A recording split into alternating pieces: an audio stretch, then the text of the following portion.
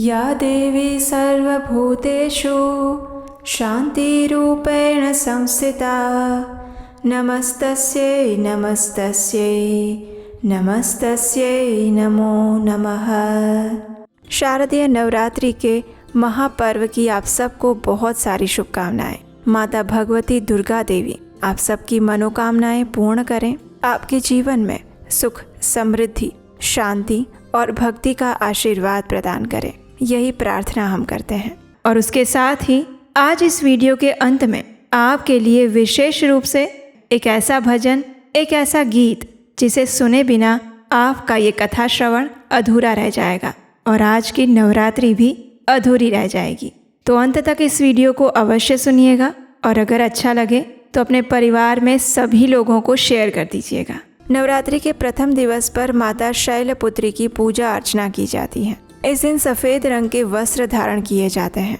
तो चलिए आज की इस अत्यंत पवित्र और मंगलमय शुभ घड़ी में हम आज की प्रथम दिवस की नवरात्रि की कथा का श्रवण करते हैं। आइए आज की नवरात्रि व्रत कथा आरंभ करते हैं।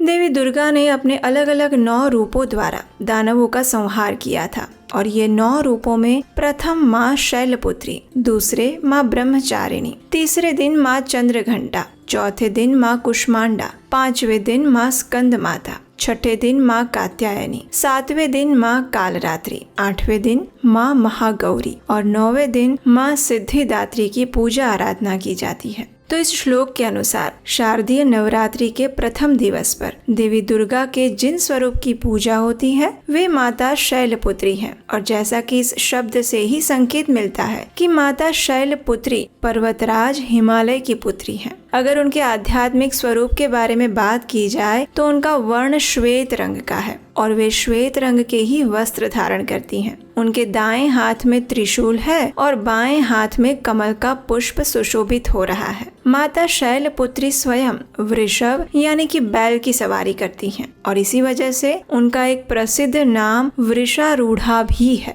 तो चलिए आज प्रथम दिन सबसे पहले हम माता शैलपुत्री की कथा का श्रवण करते हैं और इसके पश्चात हम उनकी पूजा की विधि जानेंगे। तो इस वीडियो को अंत तक देखिएगा और अगर अभी तक सब्सक्राइब नहीं किया है इस चैनल को तो जल्दी से याद से कर लीजिए, क्योंकि इस नवरात्रि पर प्रतिदिन आपको देवी दुर्गा की विभिन्न सुंदर कथाएं सुनने को मिलने वाली है। अब देखिए, हम जानते हैं कि दक्ष प्रजापति की 60 कन्याएं थी और इन सभी में सती नामक कन्या का विवाह दक्ष की अनिच्छा से भगवान शिव के साथ हुआ था। अब दक्ष तो थे अभिमानी, तो इसलिए प्रतिशोध के उद्देश्य से उन्होंने एक महान यज्ञ का आयोजन कर लिया और उस यज्ञ में उन्होंने महादेव और माता सती को आमंत्रित नहीं किया। उन्हें छोड़कर बाकी सभी देवी देवता उस यज्ञ में उपस्थित थे। जब देवी सती को इस बात का पता चला तो वे बड़ी दुखी हुई, लेकिन साथ ही अपने पिता के यज्ञ में जाने के लिए लालायित भी हो उठी। भगवान महादेव ने अनेक बार उनको समझाने का प्रयास किया, लेकिन वे नहीं मानी और अपने पिता के यज्ञ में पहुंच गई। जब दक्ष ने सती के साथ दुर्व्यवहार करते हुए उनके समक्ष महादेव का भी अपमान किया और उन्हें अनेक कटु शब्द कहे तो देवी सती इसे सहन नहीं कर पाई और उन्होंने अपने योग शक्ति द्वारा अपने शरीर से ही अग्नि उत्पन्न कर ली और उसके अंदर अपने देह को जलाकर भस्म कर दिया। अब अपनी प्रिय पत्नी सती के वियोग में भगवान महादेव भी वैराग्य धारण कर लेते हैं और घोर तपस्या में लीन हो जाते हैं। दूसरी ओर दक्ष प्रजापति की एक और कन्या थी और उसका नाम था स्वधा। उसका विवाह पितरों के साथ हुआ था और इन पितरों की 3 मानसी पुत्रियां थी, मैना, धन्या और कलावती। अब एक समय क्या हुआ कि ये तीनों कन्याएं भगवान विष्णु का दर्शन करने के लिए श्वेत द्वीप में आ पहुंची थी और उसी समय 4 कुमार भी वहां आ गए। इन सभी सिद्ध गणों को देखकर वहां पर उपस्थित सभी लोगों ने उठकर उनका सत्कार किया, लेकिन पितरों की ये 3 कन्याएं अपने स्थान पर ही बैठी रही। उन्होंने 4 कुमारों को देखकर भी अनदेखा कर दिया और ये देखकर चारों कुमार उन पर क्रोधित हो गए। उन तीनों को स्वर्ग से दूर होकर नर स्त्री बनने का श्राप दे दिया। अब इस श्राप के विषय में सुनकर वो तीनों कन्याएं भयभीत हो गई। वे 4 कुमारों के चरणों में गिरकर क्षमा याचना करने लगी और तब 4 कुमारों ने इन तीनों कन्याओं पर दया दिखाते हुए उन्हें भिन्न भिन्न वरदान प्रदान किए। सबसे बड़ी कन्या मैना को उन्होंने वरदान दिया कि वे पर्वतराज हिमालय की पत्नी बनेंगी और देवी पार्वती की माता बनेंगी। दूसरी कन्या धन्या को उन्होंने वरदान दिया कि वे महाराज जनक की पत्नी बनेगी और देवी सीता की माता होगी। और तीसरी कन्या कलावती को वृषभानु वैश्य की पत्नी बनने का वरदान दिया, जो कि देवी राधा की माता बनने वाली थी। तो इस प्रकार वरदान पाकर ये तीनों कन्याएं श्वेत द्वीप से अपने घर वापस आ गई। वरदान के अनुसार प्रथम कन्या मैना का विवाह पर्वतराज हिमालय से करवा दिया गया और विवाह के बाद सभी देवी देवता राजा हिमालय और देवी मैना के पास पधारे। उन सब ने उन्हें विनती की कि वे कठोर तपस्या करके देवी उमा को अपनी पुत्री रूप में प्राप्त करने का अनुरोध करें। ऐसा इसलिए आवश्यक था क्योंकि उस समय सभी देवी देवता तारकासुर नामक राक्षस के प्रकोप से त्रस्त हो चुके थे और उस राक्षस को केवल महादेव का पुत्र ही मार सकता था और महादेव तो समाधि में लीन थे और देवी सती के आत्मदाह के बाद ये कार्य अधूरा रह गया था। इसलिए अब इस कार्य को पूरा करने के लिए देवी सती को पार्वती के रूप में अपना अगला जन्म लेना था। अब देवताओं की आज्ञा को मानकर राजा हिमालय और उनकी पत्नी ने कठोर तपस्या की।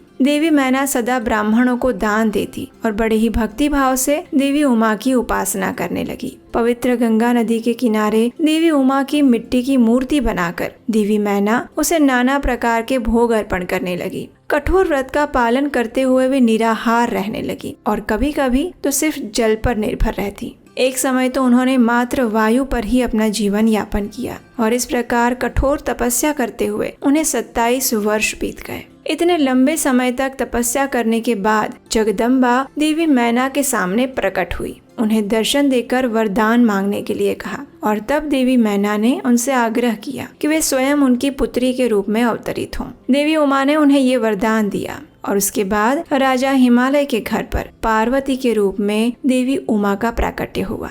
हिमालय पर्वतों के राजा थे और पर्वत को शैल भी कहते हैं, इसलिए पार्वती का एक नाम शैलपुत्री भी पड़ा। उनका एक अन्य नाम हेमवती भी है। तो ये थी माता शैलपुत्री की संक्षिप्त कथा।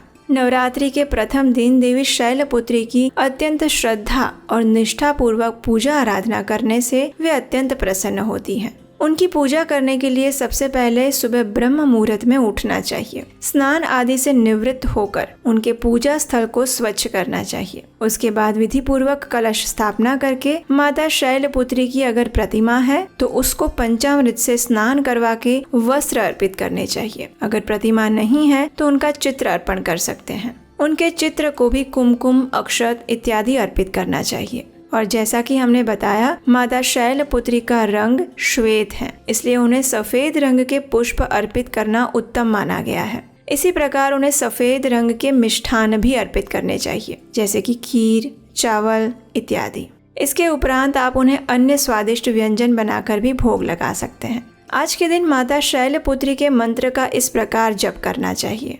वंदे वांछित लाभाय चंद्रार्धकृतशेखरां वृषारूढ़ा शैलधरा शैलपुत्री यशस्विनीं। तो चलिए नवरात्रि के इस परम पावन 9 दिनों में माँ भगवती की पूर्ण श्रद्धा भाव से आराधना करते हैं।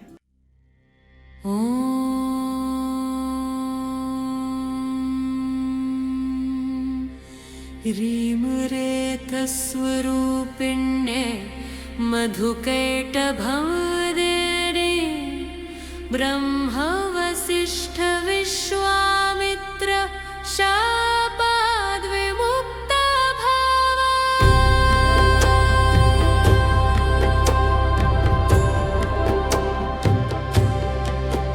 ॐ श्रीं बुद्धिस्वरूपिण्यै महिषासुरसैन्यनाशिन्यै ब्रह्म वसिष्ठ विश्वामित्र शापाद्विमुक्ता भव। ॐ रौं रक्तस्वरूपिण्यै महिषासुरमर्दिन्यै ब्रह्म वसिष्ठ विश्वामित्र शापाद्विमुक्ता भव।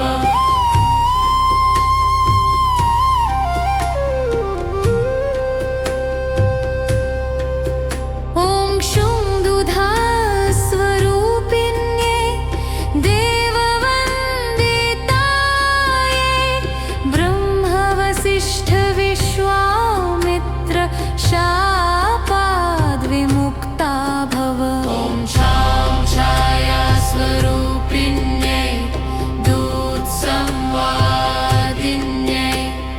ब्रह्मवसिष्ठविश्वामित्र शापाद्विमुक्ता भव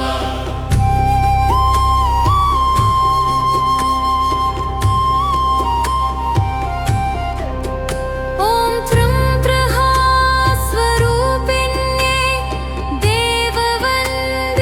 देववन्दितायै ब्रह्मवसिष्ठविश्वामित्र शापाद्विमुक्ता भव ॐ शां छाया स्वरूपिण्यै दूतसंवादिन्यै ब्रह्मवसिष्ठविश्वामित्र शापाद्विमुक्ता भव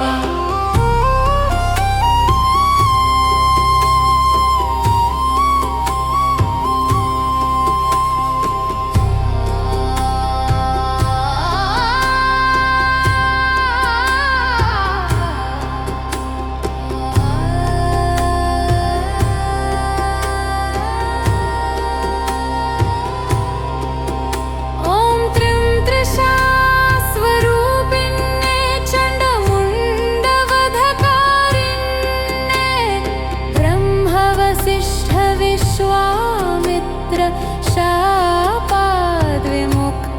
भव ॐ शां शान्तिस्वरूपिण्यै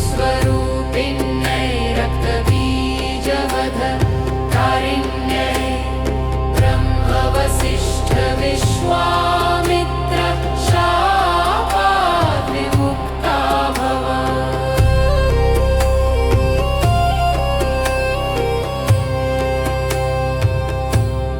ॐ लम्लज्जास्वरूपिण्यै शुम्भवधकारिण्यै ब्रह्मवसिष्ठविश्वामित्र शापाद्विमुक्ता भव ॐ शां शान्तिस्वरूपिण्यै देवस्तुत्यै ब्रह्मवसिष्ठविश्वामित्र शापाद्विमुक्ता भव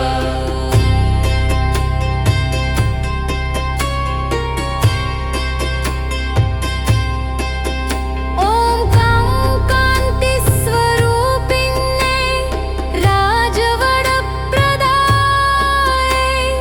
ब्रह्मवसिष्ठविश्वामित्र शापाद्विमुक्ता भव ॐ मामातृस्वरूपिण्यै अनर्गलमहिमसहितायै ब्रह्मवसिष्ठविश्वामित्र शापाद्विमुक्ता भव